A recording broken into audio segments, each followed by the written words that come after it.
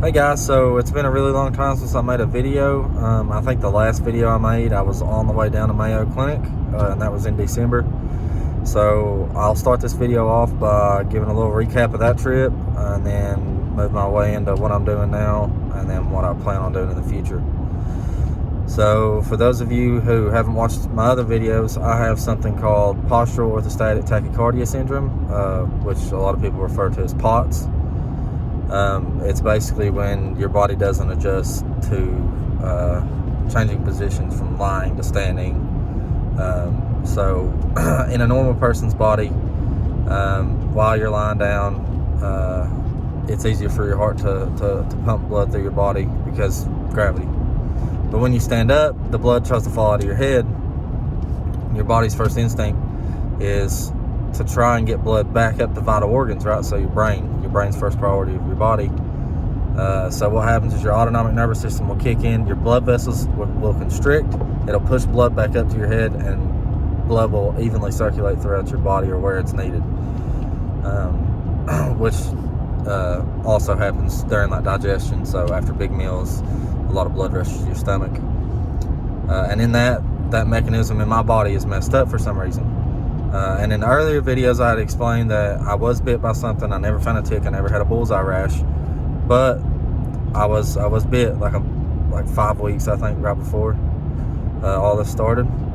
What I haven't told is that in that time frame, I was also on testosterone, and it wasn't pharmaceutical grade. I got it from some backwoods lab that my buddy vouched for, and it's not the first time I've taken it. I've taken a couple cycles in my life since I was 18, but this particular cycle I ended up getting gyno, which is a knot in your breast, which is estrogen buildup, and they make a medication that you can take like a cycle support. It's called letrozole.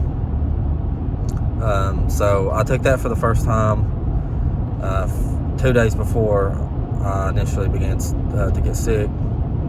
And so my thought process over the last 2 years have been, 100% it's either the bite or it was the steroids that I got. So I ran from doctor to doctor, from the closest doctor 15-20 miles away all the way up to Minnesota, which was a 15-hour drive for me.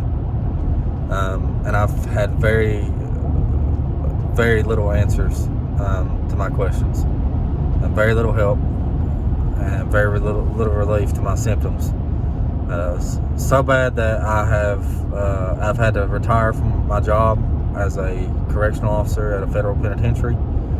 And my trip to Mayo Clinic, so when I got there, they had me there for a week, and basically what they do, guys, is, and I'll say this: if you know you have POTS, if you already have a doctor that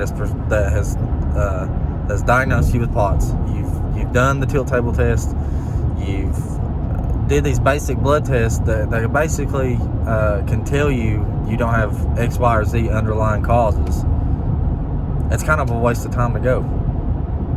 And maybe that's not the case with some people, and I didn't necessarily have a poor experience, but they tested for a lot of stuff that I already had been tested for. Once you become sick, once it consumes your life, like I feel so bad all the time that it's all I think about. So of course you do your research, and I'm not talking about these conspiracy forums and all and whatnot, but like cold hard facts. If there's 50 known causes of POTS, I went and had every single test that it's possible to be tested for. I already had it done before I went to Mayo. So I went and got tested for HIV. I went and got tested for hepatitis, and I went and got tested. I had my ANA markers for like autoimmunity. I had those tested. I had echoes of my heart done. We're talking brain MRIs, spine MRIs. Just anything that I could go get tested for, and that was all negative. So I went down there, and for the first 3 or 4 days, that's what they did. I did a stress test, I did EKGs, I did all kinds of blood work and urine samples, and I did another tilt table, and it came back, positive for POTS. So basically, at the end of the week, you go and you see this neurologist, this specialist, and she basically looked at me and said, I 100% had POTS. She doesn't know what caused it. Could be the bug bite, could be the steroids, could not be either one. She said some people just get sick one day and they don't get better. And whether that be a stomach virus or a flu or a bacterial infection, some people, there's always almost like this precursor for what happens to certain people with POTS. So she said, you don't have any of the underlying markers that for like a cause that we could treat, anemia, whatever. She said, so the bad news is, my resting heart rate is 45, 50, which is like crazy low. It wasn't ever that low before I got sick. And then when I stand up, it's like 120, 130. So my jump is really significant, but the height of my peak numbers are not as bad as some people's. So, I've got buddies who go 160, 170 that I've met throughout the last 2 years. They go from 80 or 90 line down to 170, 180, and I don't get that high. So they refuse to treat me with beta blockers because my resting heart rate is so low. And so basically it was a confirmation that I 100% had POTS, but then it was a slap on the ass and good luck because they couldn't help me. And so it's not that, I have a lot of people reach out, oh, are you better? Did this help? Did that help? It didn't. I drink sodium drinks, I drink electrolyte drinks, and they seem to help sometimes. But honestly, guys, the only thing that has made me feel decent, the only consistency that I get is if I lay around the house and I do very, very minimal things.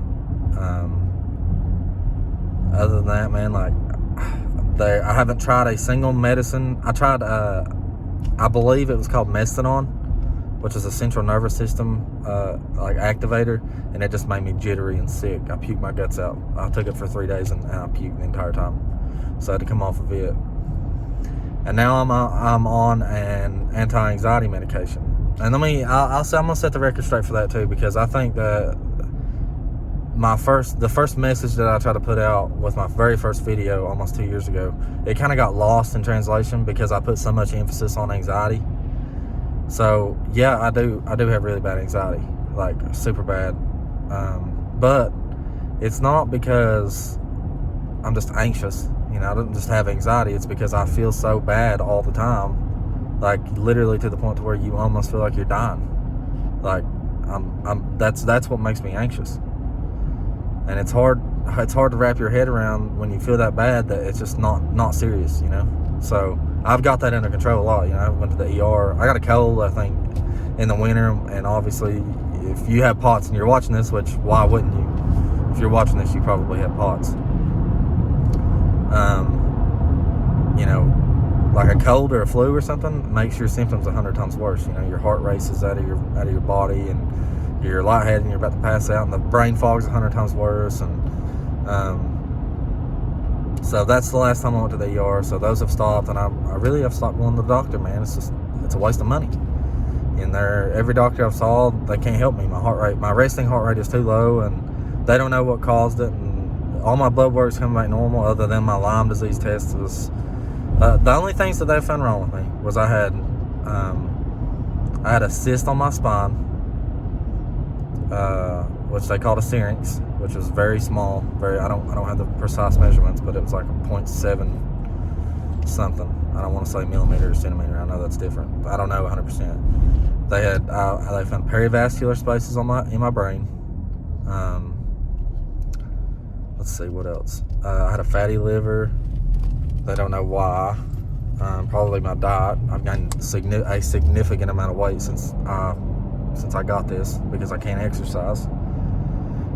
Other than that, that's it. I mean, so I do have a friend who's tried to push me to go see another Lyme doctor, and yeah, I probably do need to just, maybe not even a Lyme doctor. I just need to get back in there and try to relieve some of my symptoms, but it's just become so exhausting. I went to the best hospital in the country and they can't help me, so why would Tom, Dick, or Harry down the road be able to help me, I don't know. Everybody feel free to reach out. I love talking to other people with this, and it's very unfortunate that I've spoke to so many people. I hate to see anybody have to go through this, but yeah, I'm always open for questions, so I do have Instagram and I have Twitter, so feel free to reach out on either of those platforms. And I appreciate you for watching.